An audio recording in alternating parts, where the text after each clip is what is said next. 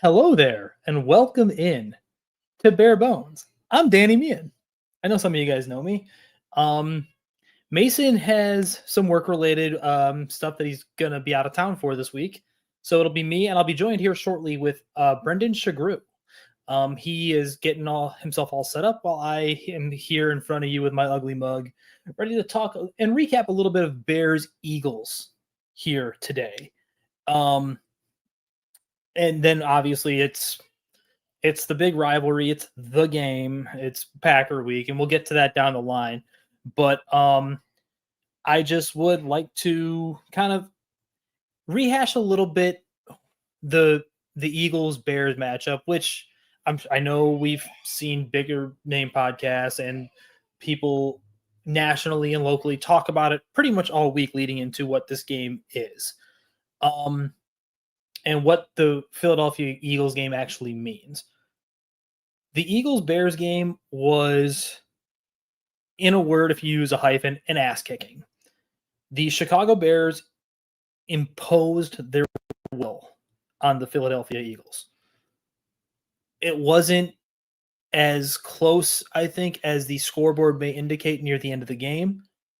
The Bears had, for the first time since they played the Detroit Lions in the 1985 Super Bowl season, two 100-yard rushers in Kyle Monangai and DeAndre Swift. Like I said, 1985. That was Walter Payton and Matt Suhey for those who are keeping track at home. The defense was kind of what it's been all year, opportunistic and punching a bit above their weight class, as it were. And it was the first game all year where I know myself as a fan, analyst, podcaster, however you may view me tuning in, as they can hang with anyone in this league. Do I think they're particularly great yet? No, but I do think they're an objectively good football team at this point. And to quote a fellow Windy City Gridiron podcaster and writer, Bill Zimmerman, congratulations, Bears. You've given me expectations. There's no way around it now. You are 9-3. You have won so many games in a row. You have done all this while still certain things are lacking on your team.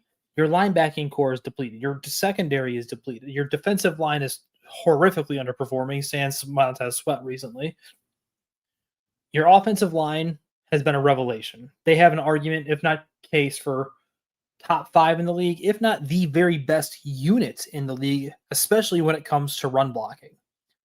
And if you want to talk about run blocking porn or just this is how you're supposed to draw it up, Ben Johnson and Dan Roush are designing some great stuff, and watching specifically the right side of the line when they run behind Jonah Jackson and Darnell Wright, it's amazing. It's awesome. It's so much fun. Even though Jonah Jackson does remind me of a heavyweight prize fighter in a sense of who relies a lot on knockout punches and not just flurrying, where it's like, man, when he misses, he misses, but when he connects, it's fantastic. So I just wanted to kind of get into that kind of thought process and really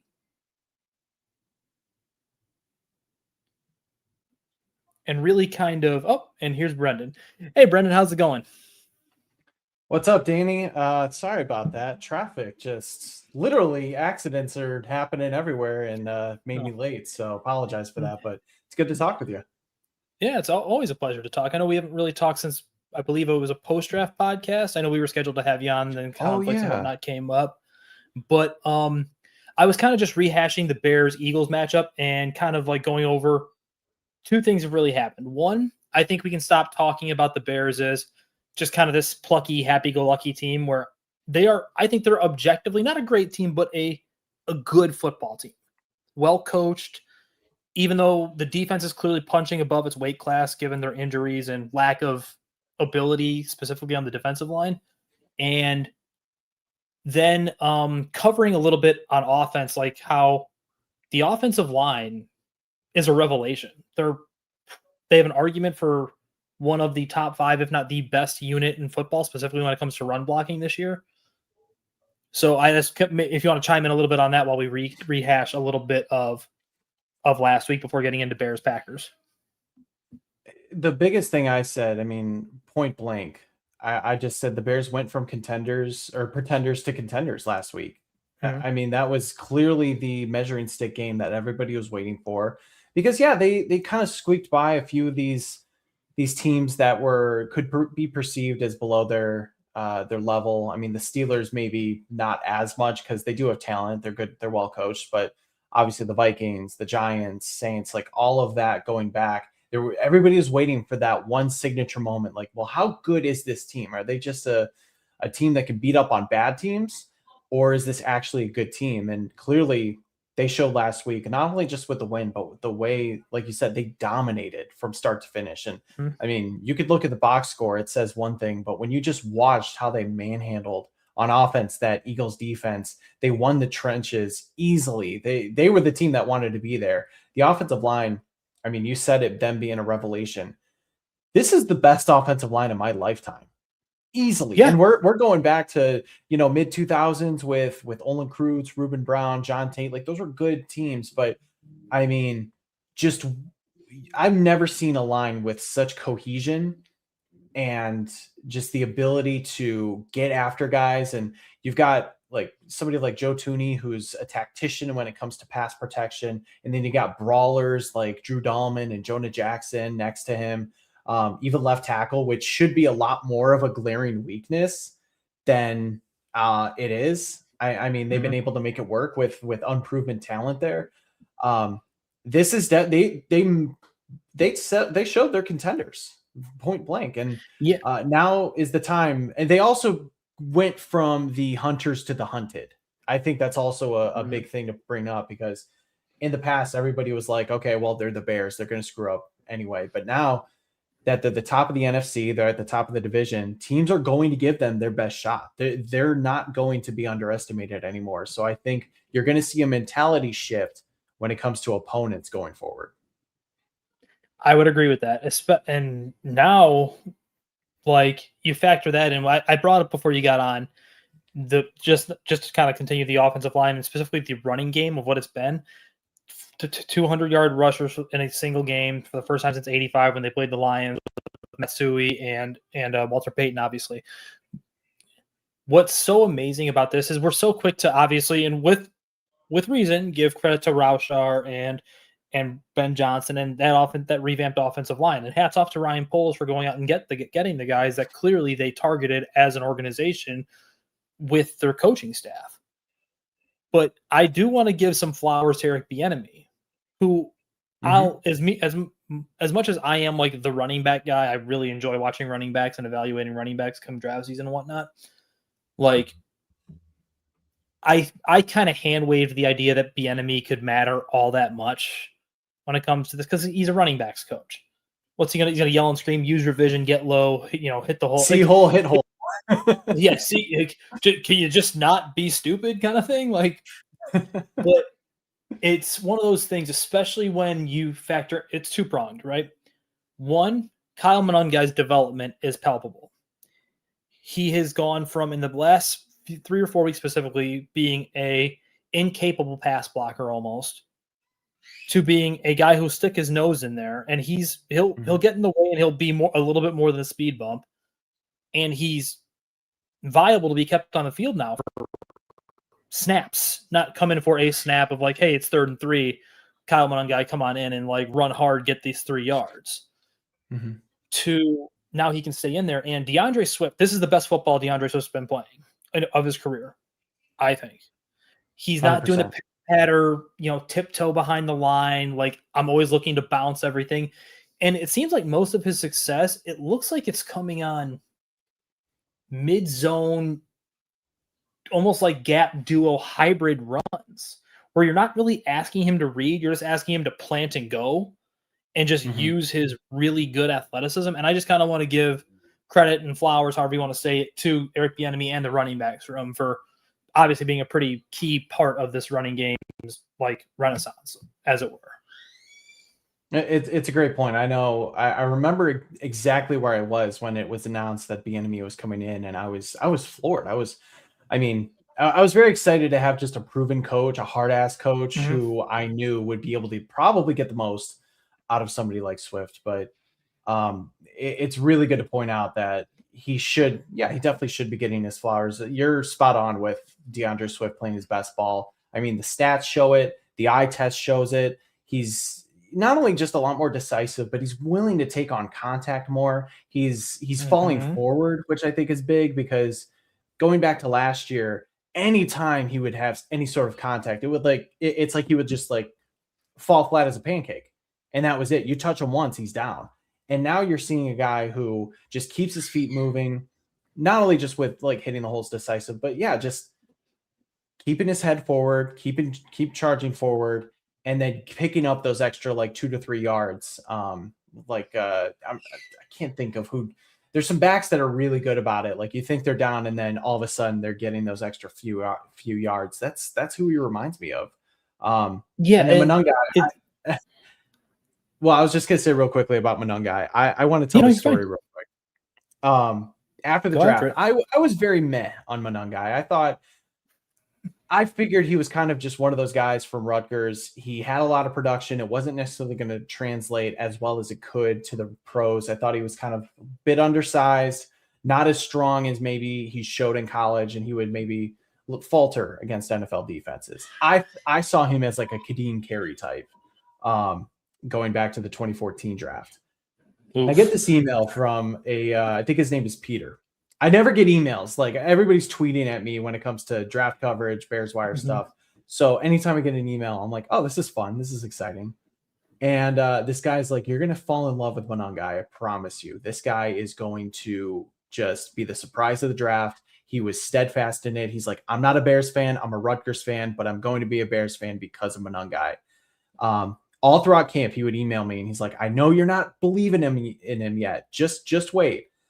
And then after the Bengals game, when he just had the stage all to himself and he showed exactly what he could do, I just responded back to this guy. I'm like, Peter, I'm a believer now. You got me in, you hook, line, and sinker. This guy just, you mentioned the development, how he was a liability in pass protection. You saw it in the preseason, you saw it early on. Just the way that he's developed at such a quick pace. Pass protection for rookies is not easy. I'm sure you know that, running back being your position. You know that better than anyone. Um, the fact he's developed so much while also having to get those meaningful snaps in a race where the Mhm. Bears are actually good is pretty incredible. So hats off to the entire coaching staff for that. Yeah, it's been a lot of fun specifically, and I feel like a lot of it's been since that really early on buy in week 5 where it's like they got their small sample size of what we can and can't do, and then it's like they just nixed what they couldn't do and started exaggerating, accentuating, building off of the things they could do to make it into what it is now. And I think that's the hope going forward for the passing game. But before we get there, because I feel like that's something we should more touch on for what the Packers game might be, what would a bare bones show be without touching on the injury report a little bit? Because that's what Dr. Mason West and myself tend to do. So I got it in front of me. I apologize. I don't have Mason's access to all his pretty ribbons and banners and bows and all the graphics. So I've got the injury report pulled up right here in order for the Bears. Your DNPs are Ruben Hippolyte with a shoulder, Rome Odunze with a foot, Tariq Stevenson with a hip, and Joe Tooney with a non-injury related veteran rest day. Then you have limited for TJ Edwards and Kyle Monungai with his ankle, who was actually upgraded from yesterday when he was limited. And then full participants, Andrew Billings, Jalen Johnson, Dominique Robinson, and Noah Sewell. So I think we can pretty much count Hippolyte and Tyreek Stevenson out for this game. I haven't heard any updates regarding them at all. I did find the addition of Adunze in general coming into this injury report earlier this week and then into today a bit interesting because I don't remember a point in the game or anything where he came up lame or anything. I thought he played pretty much the whole game. I couldn't really remember anything where he got hurt. No, I don't either. The first thing I thought of was this has to be related to the heel injury that he suffered earlier in the season that he's been managing. He talked about it. He's like, yeah, it's more of a pain tolerance thing. And for a few weeks, he would be DNP on Wednesday, limited on Thursday, and then either limited or full practice on Friday with the expectation that he was going to go. That wasn't on the injury report the last few weeks, though. So it's anybody's guess as to whether it's the re-injury or just like a re-aggravation of it, or if it's something new on a different foot. We don't really know. I'm just Well, going to assume that it's the same type of injury that he's been dealing with. yeah, And if that's my that's the case, guess too. yeah, I bet he plays. Maybe he doesn't see the same sort of snaps, and the Bears go in like 12 personnel a little bit more. They do that anyway with Cole Kmet and Colston Loveland. Means could mean a bigger DJ Moore game. Olamide Zaccheaus gets more snaps. Luther Burden. So as of now, we'll see what tomorrow brings. I think Rome Odunze is going to play. He may just not see the same sort of snap share that he's used to. Yeah, and then I guess to follow up with Rome, do you think maybe this what we're both assuming and guessing, because I tend to agree that it's maybe just the heel flaring up on him again and it being pain management, as they said. Are we not wondering, like, is this like a reason for maybe lack of production or like feeling like he's making an impact on the game? Because it just feels like he's, for lack of better terminology, almost on a milk carton sometimes. Like, I don't know. I just feel like I don't notice him at all when he's like, especially on the first watch of like the live airing of the broadcast view, right? Mm-hmm. Like, I just feel like I don't feel his presence at all out there. Like, I see him, but I don't feel like he's out there. No, I would agree. And it definitely has not been the same since early in the season. I know he had that big game against the Ravens, but since then he's just been kind of, getting a play or two. He's still highly targeted. He's still one of the top targets of Caleb, but um, I think it plays a factor. But at the same time, Danny, like he's dropping balls. He's not getting his foot in bounds. I mean, maybe that has a factor in it in terms of like some of the sideline catches. Mhm. When he is getting targeted, there's always just something that happens where the two with Caleb and him just cannot connect. And I think just over the last few weeks with getting the running game going and kind of, getting DJ Moore going, Colston Loveland, it feels like Caleb is less reliant on him and more Mhm. so with the other two guys. I, I think it's a factor, but I also just think there's some weird things going on where he needs to be more aware of his surroundings. He needs to be more locked in when it comes to bringing in the ball. I think maybe the biggest thing, to be honest, the foot isn't allowing him to separate as much as possible. I know like he's not the best burner, but he is a really good route runner. Um, and Mhm. some of his routes are there, but at the same time, I feel like others just aren't as like sharp and concise as they can be. Um, And then so factor it, in that it's with learning a new playbook. right, that too. And I know the passing game is very complex. As Ben Johnson said, it's not where anybody wants it to be. And I think you can see just things happening with, errors happening with DJ Moore, guys slipping, guys, running the wrong routes. It's a collective issue. But when you have that with Rome, it definitely doesn't help things. Sure. And then just to kind of go over it, Packers injury report limited for Carl Brooks, Javon Bullard, Edgerrin Cooper with an ankle, and a shoulder. Uh, Brenton Cox Jr. with a groin. Limited for Matthew Golden and Nate Hobbs, and Joshua Jacobs with his knee, along with Marshawn Lloyd, whose practice window I believe has been opened. Jordan Love was a full participant with his left shoulder. More limited with Colin Oliver, Jaden Reed, both of whom are in their practice window. Baron Sorrell, Zach Tom with his back, Lucas Van Ness with his foot, Quay Walker with his neck, Dontavian Wicks with his ankle, and then two did not participate with Savion Williams and Devontae Wyatt. And with that, we will move into our preview of what's been inarguably, I feel like, the biggest game of their season, with them being sub 500 in division. And you are now playing your biggest rival with a quarterback who's been playing some very good football, especially as of the last couple weeks in Jordan Love. Where do you want to start with this, Brendan? Because I don't really. Well, I'll just ask you this, because in the past, Packer Week was always sort of one of those things where you clench your butt cheeks a little bit tighter and you're like, okay, here we go. Time for another beating. And let's just get on with the week, because there's nothing usually good comes out of Packer Week, except for the last time these two teams played. And now the Bears are coming in with a lot of confidence.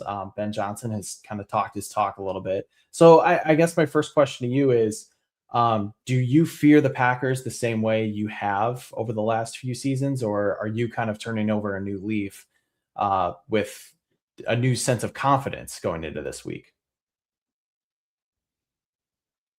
Can it be some combination thereof where there's like, obviously I think this is the most well-coached Bears team we've seen probably since early on with Matt Nagy. They are I would argue, probably the most innovative run offense in the NFL right now, while they're trying to figure their passing game out with some of the blocking schemes and some of the combinations they dial up, especially with that mid and outside zone stuff. But at the end of the day, like, sans that last game last year, the season closer, they're the boogeyman. Like, they like, I know we're going back some seasons now, but when Aaron Rodgers said, "I own you, I've always owned you," he's right. Mm-hmm. Like, and until, like, I always go like back to the Steve Young moment where he finally wins the Super Bowl and he goes to his, his lineman, we finally take that monkey off my back kind of thing. It feels like the monkey is still on your back until you exercise those demons, as it were. And do I feel this year? No, not really, but I still respect Matt LaFleur as a coach, despite a myriad of Packers fans and writers seemingly ready to pull the plug on the Matt LaFleur experience. That's insane. Which, whatever, okay. The thing that makes them feel human or less than what they've been in recent years, Josh Jacobs is looking like the workload is finally wearing on him. And I know he's got the foot injury, whatever, working on him, but he feels like he's aging.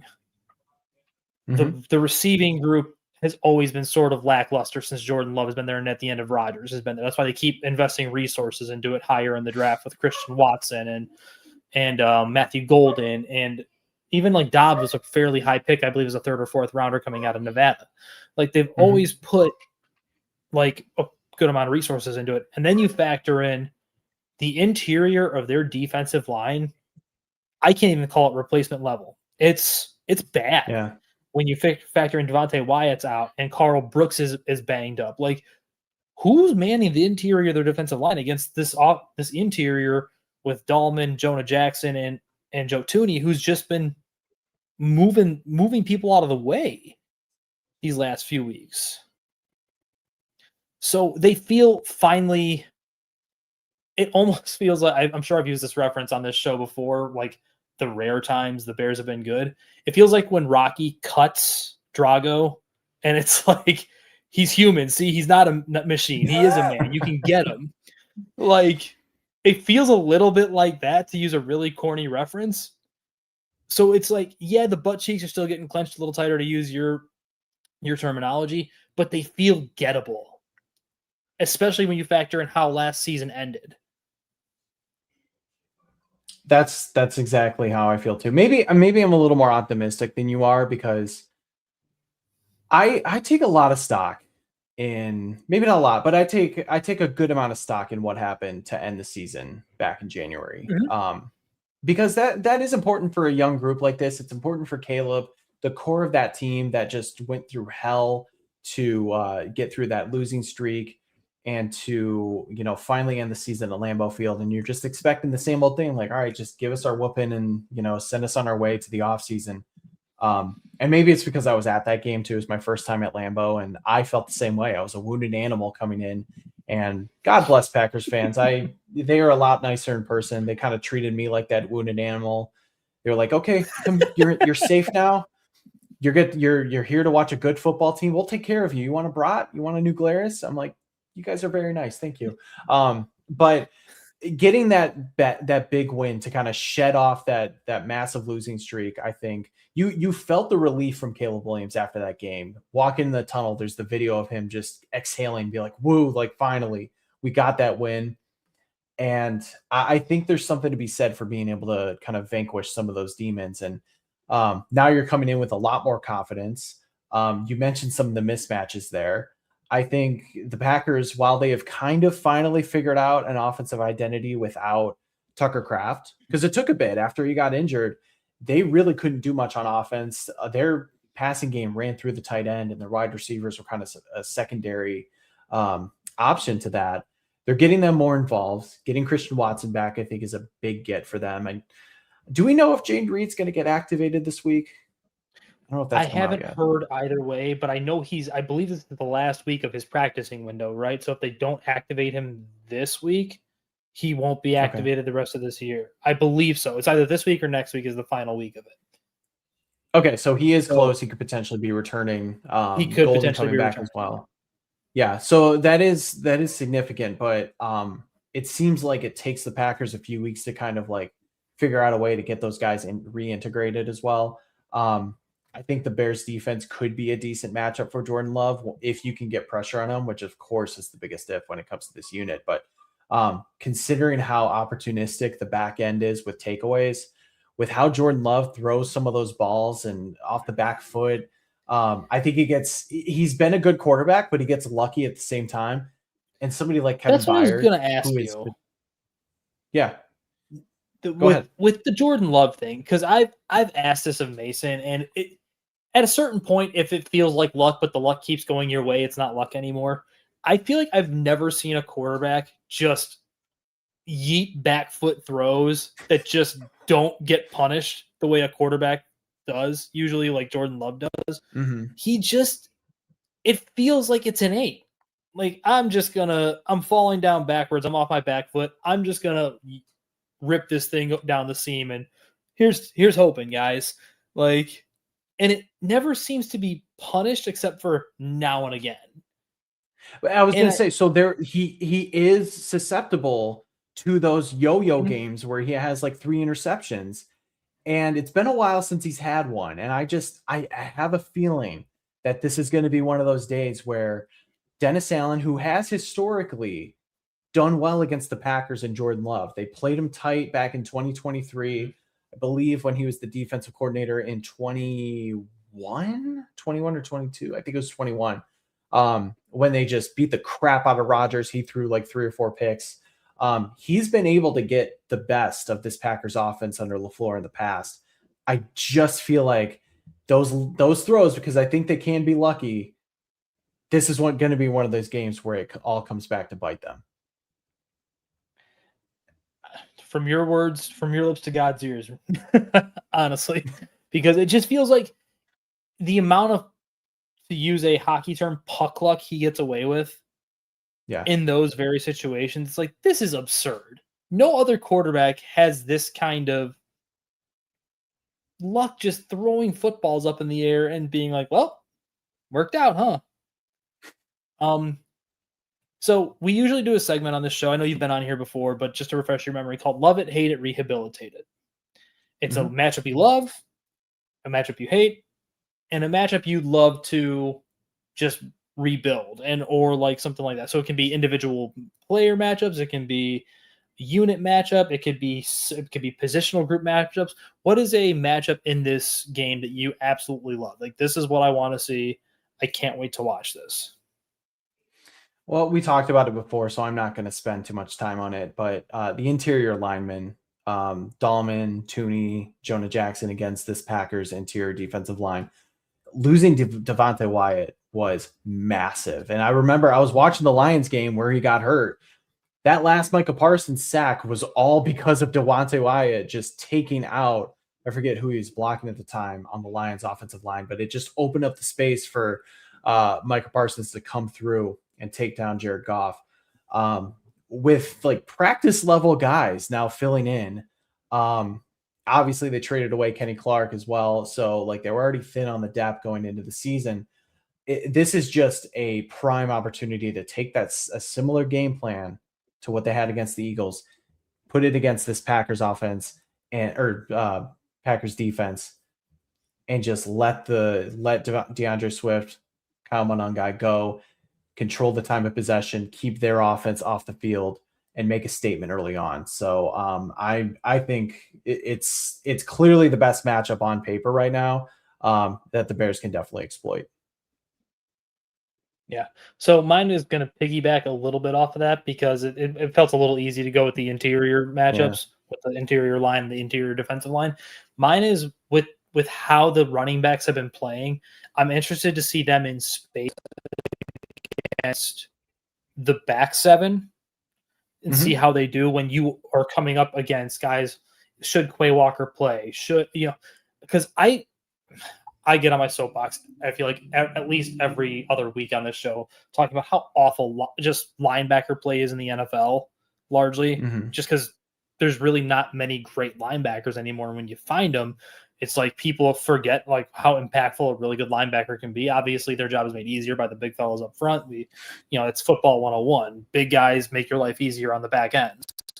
But I'm really interested with the level that Monangai has been at, the level that DeAndre Swift has reached this late into his career, to see them against the safeties and the corner, or not the corner, but the linebackers as they get into that second level. Because it's not if they get to the second level, it's when. Like, I don't feel like they're going to have a good time with it going forward, because they're like the number 2 rushing offense in the NFL right now. I believe they fell to number 2 and they were number 1 as of this past week. So you factor that in with the masterclass of play calling in the run game that Ben Johnson's been calling. It feels like an easy thing to kind of really look forward to. I like that. I like taking the second step. Yeah. Go ahead. Then the second thing to move on to hate, it's Matt LaFleur against a battered, beat up, destroyed defense, which I get. You're getting, it sounds like Jalen Johnson and Kyler Gordon are coming back as reinforcements to the secondary. Noah Sewell might be back, but your other linebackers are not. Obviously, Tremaine Edmonds is on IR, and TJ Edwards, God love him, he plays really hard. He's clearly got some soul for the defense. It's just, he's, for as sure-handed a tackler as he is, he just has never been a great athlete at the linebacker position. And now you factor in he's beat up as a linebacker, and the accumulation of hits over the course of his career. Like, I don't know how much a hampered TJ Edwards is going to matter potentially, outside of like just getting people in the correct spots, even though DeMarco Jackson was rather impressive last week, I'll say. But I don't like what specifically, if they go condensed formations and get the running game going and do a lot of the in-breaking stuff and get these backup linebackers who don't move well in space, like a Noah Sewell, like a Emen Agbanbania, I think I said his name right. And what a play caller like Matt LaFleur could do to the interior of this, or to the first and second levels of this defense, should they get in their bag. It's a good point. And we've been waiting for an offensive coordinator or a play caller to take advantage of those limitations at linebacker. It didn't happen. Well, it kind of happened with the Steelers. I thought they had a decent game plan going in. They just couldn't execute it as well, especially with the Bears offense scoring, 31 points. That has its limitations. And same thing with the Eagles. TJ Edwards, I would hope that, his hamstring is healed up, and maybe like they were waiting on his hand to heal up, because I feel like he looks a step slower and slower every single year. He was great in 2023, looked a little slower in 24. And then I think moving him to middle and moving Tremaine Edmonds to the weak side has really helped him out a lot. It's going to be very interesting to see what he looks like without Tremaine Edmonds, who was having an outstanding year. I'll kind of not piggyback, but go off a little bit to the side of that. I'm just going to go to the Bears defensive backs against Christian Watson.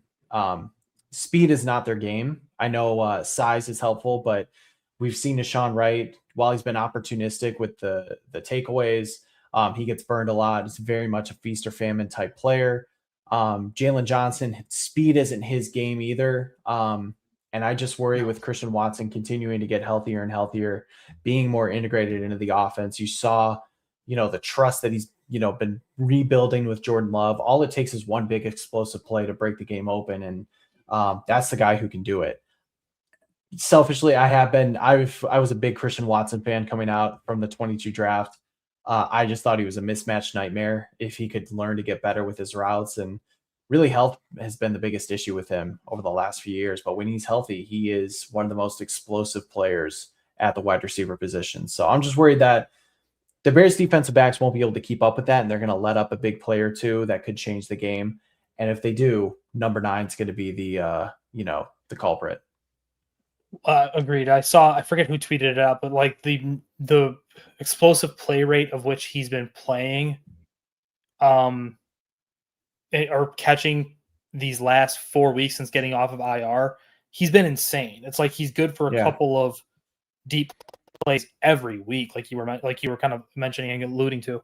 So he's just like, he feels like he's lightning in a bottle right now, and I personally and truthfully didn't expect it, given how inconsistent he's been into his career, on top of coming off of such a significant knee injury midway through this year. So that's been a issue.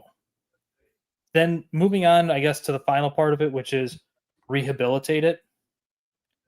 I feel like it's been the talk of everyone, and I know Ben Johnson made everyone feel a little bit better with his very nice words of Caleb Williams last week, saying like how he's, doing so great. And I know there's thought process that he is very, very pleased, if not giddy, with the overall development of him coming into this year. But the rehabilitated, the accuracy issues with Caleb Williams have got to subside and change for the better. And I'm not saying, I know when people hear this, I sound like a hater. I think Caleb Williams is going to be very good, if not great. The problem I run into with him is great quarterbacks don't have 7, 8, 9 sprays a game. And I know it's easy to say last week, with the 20, 30 mile an hour winds, this, that, the third, that's the reason for the inaccuracy issues. It's like, but he has these every other week too. It's not just weather related, or he's got way too many sprays for a guy of his talent level. Now, do I think that's going to continue into the rest of his career? No, I really don't. But I know in the short term, especially if you want to capitalize on what is a surprise season in the rookie quarterback window of Caleb Williams, those have to be corrected. It's now, Brendan, you know as well as I do, it's completely unreasonable to say no more sprays, period. Sprays happen. Patrick Mahomes has sprays. Mm-hmm. Lamar Jackson has sprays. Josh Allen has sprays. 2, 3, 4 sprays a week is totally, it's whatever. It's the 8, 9, 10 that where it's like, how are you this inaccurate when you were never that inaccurate coming out of school? And I think a lot of it is probably two-pronged. One is the offense we know is complicated. He's a Sean Payton sort of like, it feels like that's where his roots and genesis are, and then he built off of that. Very historically, a very complex, hard offense. And I think sometimes you can see it in the moment where you see him thinking and trying to dissect of what he should be doing, and it's not just this, like it's not muscle memory and second nature yet. And I think it's also his mechanics are reworked. It feels like he's trying to swim and like do his mechanics like he's trying to remember what he retaught himself, and he's also trying to remember what he was taught in the offseason through his playbook and through film session all at the same time, which I think could be resulting in a lot of these misses or sprays. But that's the thing I need rehabilitated, because I think overall there's people open. He's just missing. My favorite analogy that I came up with this year I've tweeted it a few times, so this, you may have heard it, but I'll say it again. Going in week 1, watching Caleb Williams, it was like watching and listening to a middle school jazz band play. And I'm a musician by, background as well as sports, so I've been there where you're playing the notes, you're getting through the piece, but it just doesn't sound right. You're not swinging, you're not playing with that bossa feel, whatever sort of, you know, type of genre you're playing. It's just you're playing it straight, or you're just not in the pocket as it needs to be. That's what it felt like with him in week 1, where his body's doing one thing, his arm's doing another, he's thinking one way. That's gotten a lot better. And it feels like he does have much more of a rhythm, much more of a feel. I wonder, I think it's a combination of so many different things, and Caleb is partly to blame. And by the way, Danny, it's okay to be critical of the quarterback. Like, I hate when everybody says, like, you have to sort of, like, I love Caleb. I think he's the greatest thing ever. I just wish he would do better. Like, it's okay to, and this is just a general comment, like, it's okay to nitpick, especially when the Bears are doing so well. Like, you kind of are expecting good things now. And it's nice to see that they're winning in spite of the fact that he's been inconsistent. But I was going to say the same thing when it comes to the passing game, but I'll take it to not only Caleb Williams, but the entire operation. It just feels like it's out of sync. And going back to what I said before with Rome, guys either are not in the right spots, they're dropping balls, they're slipping. If they do have a good play, like, it may come back because of an illegal motion penalty. It just feels like not everybody is on their P's and Q's. And knowing that there's a lot of Mike Mart's background and kind of like schemes and concepts within this offensive system, where that's sort of a system where guys need to be at a certain spot where the quarterback's going to deliver it. And we don't know if Caleb is throwing to where a guy is supposed to be, or if it is just an inaccurate pass. I think there's probably a little bit of both. So the whole thing just needs to get cleaned up. I'm happy that Ben Johnson addressed it, because going back to what you said about the run game needing fixing over the bye week, that was called out very specifically. And he said, this isn't a DeAndre Swift problem. This is an everybody problem. And look what happened. They become one of the best, if not the best, rushing offenses in the league. Now, do I think like the same thing's going to happen with Caleb with 5 weeks or 5 games to go? Probably not, but I think it's going to get better. And I think these guys are going to continue to tighten up and get better when it comes to learning the scheme and getting that to be muscle memory. So I just need better from every single person involved, because everyone's taken a turn of messing this up. Yeah, I think that's a good way to put it, because it's like I said, I'm just saying, from what a lot of my frustration with the accuracy thing is, he never really showed these issues at USC. And a lot of times he didn't even really show them last year, outside of when he was going hero mode way too much. And now it almost is like he's trying to put more Jared Goff into Superman, where Jared Goff works perfectly, like, as you put it, as a musician. He's very much in tune with everything is in cadence and rhythm, in time, in the pocket. It's almost like they're trying to put more of that into Superman. And I think maybe that's where, like, the disconnect might be coming, because this is, like I said, like Mike Martz, Sean Payton, it's all stuff very based in, you will do things the way it's designed. And Ben Johnson straight up told us he doesn't want 50-50 plays. He wants wide open guys. So that's where I was getting at with that. And you're absolutely right. It's okay to, just because you criticize something you like doesn't mean you hate it. It means there's a criticism, and that a guy who is put in the same breath and cloud of players as guys like John Elway, Peyton Manning, Andrew Luck, etc. Like, there's a level of expectation of you, like, fair or not, like, that's what he's got. So there's that's more what I was getting at. And it goes both ways. Like, to your point of the whole offensive operation for the passing game has to be better. When is someone going to make a play? Like, I put it on Twitter once or twice throughout the weeks, like, Rome Odunze make a play challenge, where it's like, dude, how perfect does the setup need to be for you to, you're the 10th pick in the draft, 9th pick in the draft, make a play. Like, I go back to, I think it was against the Steelers, the like it was not an easy catch by any means, but where Caleb, it's an inside breaking route to the field goal post, and he puts it between the safety and the slot, and he puts it where only Rome can get it. It's a hard catch, but it's a catch someone of his caliber should make. Instead, it just goes, flying through the back of the end zone, and it's like, I mean, it's a good throw, like, or what it's a hard throw, but it's a good throw in a hard area of the field, and it's like at a certain point, someone's got to make a play. Yeah, and and also, no, Go you're right. I was just gonna say also we tend to, anytime there's like a missed throw or like there's a drop on the fingertips or something like that, everyone's sort of like blame goes from one side to the other. Oh, it's the receiver's fault. Oh, this is quarterback's fault. It's like, no, it's both. It's almost always both.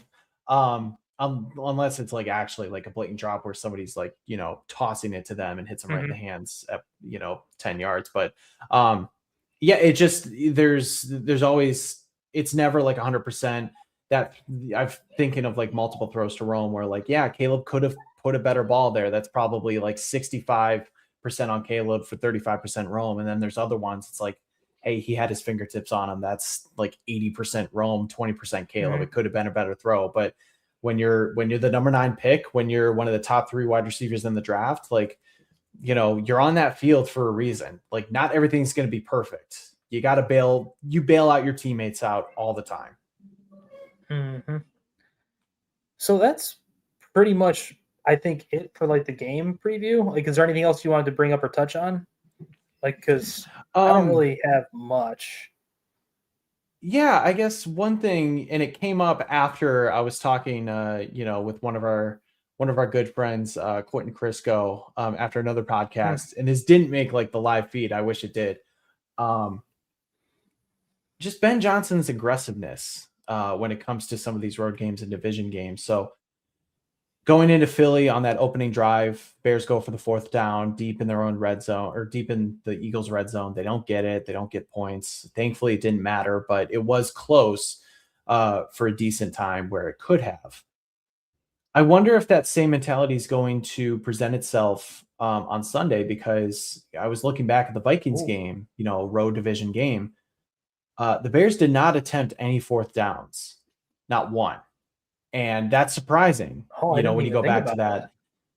Right. So I'm wondering, just knowing the stakes, is this a game where Ben Johnson's going to have that same sort of mentality where, they're going to be hunting on 4th down, they're going to pass up field goal opportunities, or will he want to take the points a little bit more, knowing like, just, hey, this is a team within our division. We're on the road. It's a hostile environment.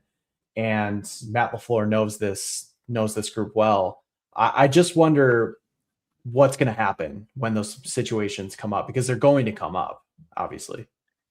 That's really interesting, especially when you factor in when he at his introductory presser, when he took the friendly little shots at specifically Matt LaFleur, saying how he liked beating him twice a year. And so you would imagine the aggression level is going to be there, and even maybe the willingness to kind of empty the magazine, as it were, in terms of some of the play calling. And like, I know Ben Johnson hates the term trick plays, because to him, they're all just plays.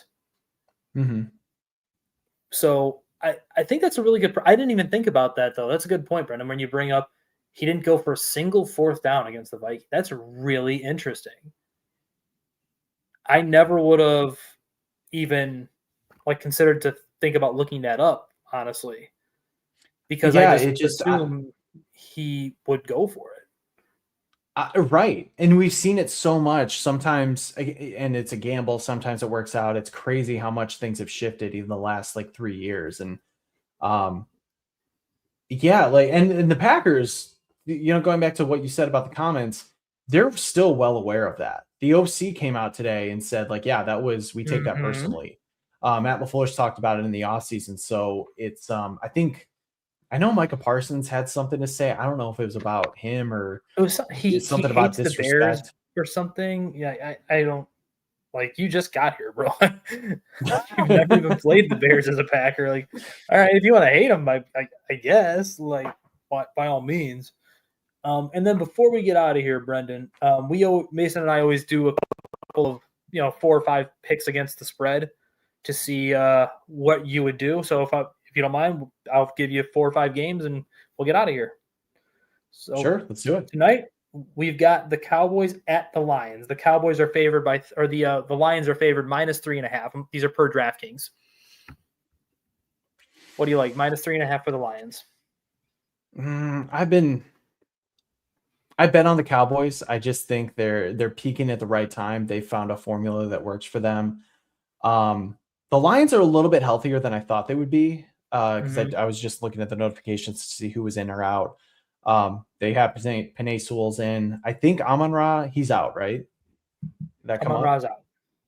Okay, so it's going to be tough. The Dallas run defense versus the Lions run offense is going to be very interesting. I think Dallas, they've got a formula that's working right now. Give me the +3.5 with them.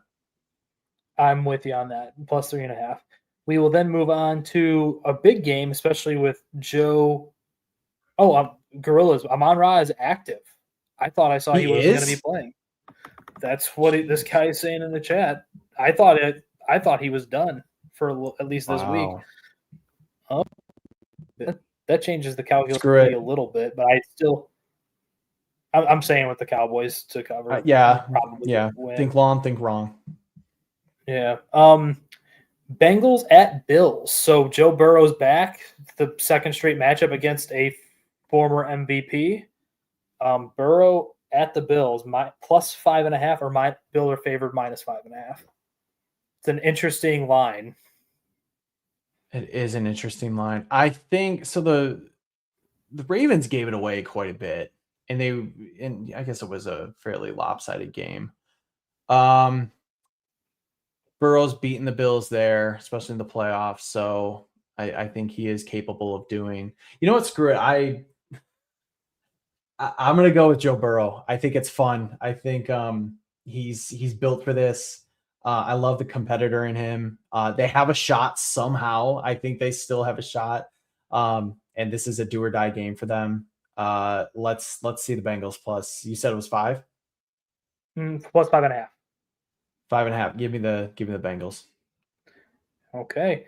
I'm going to go the other way. I think that Josh Allen and the company are going to take care of business. I think Burrow is good, obviously.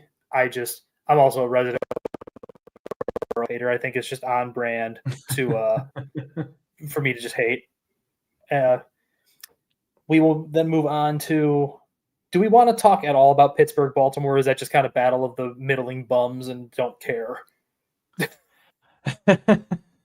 I'll just say this, like Pittsburgh, it feels like this is one of those games where they're going to bounce back somehow and just keep it like level as all things should be when it comes to them. I'll pick Pittsburgh. I don't even know. It might be like a pick 'em or something. I haven't looked at the line. 5.5. 5.5. Is it really? Wow. Yeah. I'm just picking the underdogs today. I'll take Pittsburgh. I just feel like they don't get too low. They never get too high. They never get too low. I know they're low right now, but it feels like this is a bounce back opportunity for them. All right. And then 2 more games, and then we'll get to Bears Packers on the pick. Sunday Night Football, Houston at Kansas City. I actually think this is an awesome game especially with how Houston's been playing defensively. -3.5. So it's effectively a wash by Vegas standards. What do we like, Houston? Brendan? I mean, Houston is one of the most dangerous teams right now with their defense. I am concerned about their offense, but just given how ineffective Patrick Mahomes was against the Cowboys, I know they have extra actually, now I'm talking myself into it. Give me the 3.5 with the Chiefs, only because they have extra rest, and this is effectively a do or die game for them. And the Texans have kind of, as good as they have been, they've kind of been getting away with a little bit of BS that I feel like should catch up at some point. Mm-hmm. I'll take Chiefs -3.5. Will Anderson is stepping on everyone's neck that gets in his way. I know. That dude is on a mission. He would be DPOY if Myles Garrett didn't exist, right? Like, he'd be up there. Yeah. And then definitely before we get to the Bears, finally, Eagles at Chargers, Eagles +2.5 or no, Chargers plus 2.5. What? Okay. Eagles at Chargers. Chargers, and the Chargers Yeah, are home dogs. are plus 2.5. Yeah. And what's the status of Justin Herbert at this point? He was practicing today. Yeah. I saw a video of him dropping back and throwing at Chargers practice on the Twitter. Okay. This one is very interesting, I think. And so I called it going into the Bears Eagles game. I was like, this is an Eagles team that is teetering right now. And they're obviously falling the wrong way. Assuming Justin Herbert plays, I'll take the Chargers plus 2.5. This is like, you're talking about a Harbaugh team that just is hard nosed. They're going to give it their all.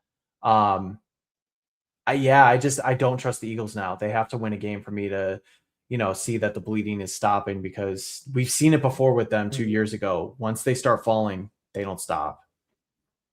That is 100% true. I'm actually going to take the Eagles to rebound.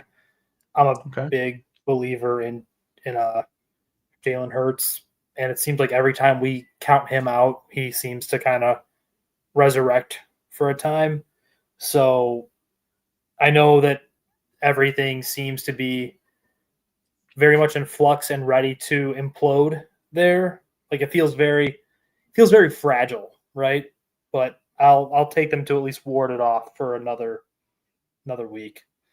And then finally, the show for the beloved, Bears at Green Bay. Last I checked, it was minus 5.5, but Green Bay is now favored back up to minus 6.5. That feels like a pretty big number given how both teams have been playing. It is, and going back to last week, we saw the same thing. Bears were 7-point underdogs. Vegas not giving them a chance. People still believing that this is some sort of black magic. The last 2 weeks, I picked against the Bears the last 2 weeks. I begged them to show me. I was waiting. I was waiting for the floor to fall out. I didn't feel good going to the Steelers game, and everybody got so mad at me. And I'm like, guys, I just don't feel good about it. I'm glad to be wrong. And then the Eagles, I figured they would cover, but I was just worried that there was going to be too much talent. At some point that, the Bears were going to falter, maybe late or something, but I'm changing my tune this week. I feel like those demons that we talked about earlier at the start of the episode have been exercised against Green Bay. Caleb has played well against them overall. I mean, remember, he led them back to that, would-be game-winning field goal that was blocked. He's clearly been up for the challenge against the rivals, something that many quarterbacks have not done. In fact, the Bears have been won in spite of them.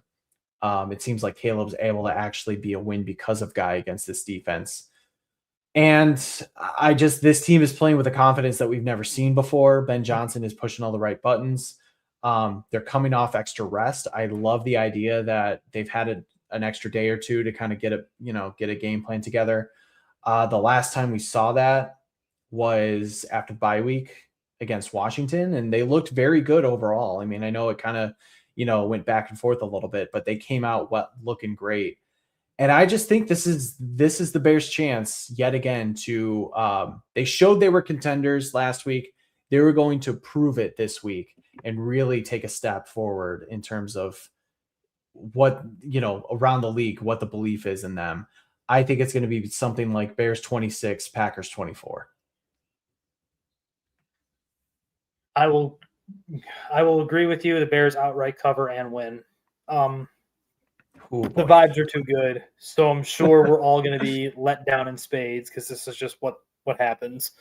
But you know what? We saw the firemen outside of Wiener Circle playing Bear Down on their PA system.